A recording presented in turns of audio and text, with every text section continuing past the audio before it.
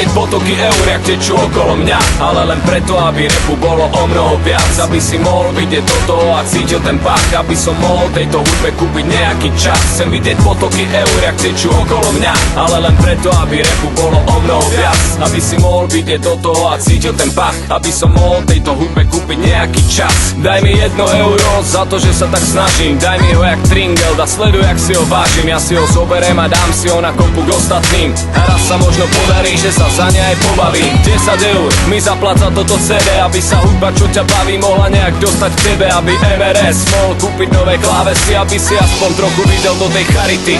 Daj mi 100 eur a ja pobežím rovno do štúdia, postavím sa k mikrofónu a nastane vo mne harmónia. Vypustím to zo seba jak satelit do vesmíru a vďaka tebe budú moji šťastní aspoň na chvíľu. 1000 eur a bude klip na ten shit, ktorý účinkuje na všetkých rýchlejšie jak kianit. MRS a strap poprv, dobre vieš, že je to top, tak podpor to a nebuď lakomý jak škod. Daj mi 10 000 eur ako rozpočet na celý rok a ja ti sľubujem, že čo chytím premením na zlato. Nahrám album roku a klipov natočím kopu a ty to budeš milovať ako Amerika ropu. Daj mi 100 000 eur a ja postavím vlastné štúdio a každý, kto má talent, tam bude nahrávať zadarmo. Neveríš mi, no tak poď, zaplat to a sleduj to. Roztočíme celú túto krajinu jak tornádo. 1 000 000 eur a založíme vlastné rádio, také jak je v Prahe Spin, len pre celé Slovensko. Nehovor mi, že by si to necenil a nechcel to. Veľa ľudí v mojom okolí by mi s tým pomohlo a zamestnáme každého, malého aj veľkého, chudého, tlstého, bieleho aj čierneho, hento, tamto, hento a hentu tiež. A všetci budú šťastní, čo ti jebe, yes. Chcem vidieť potoky eur, jak tečú okolo mňa,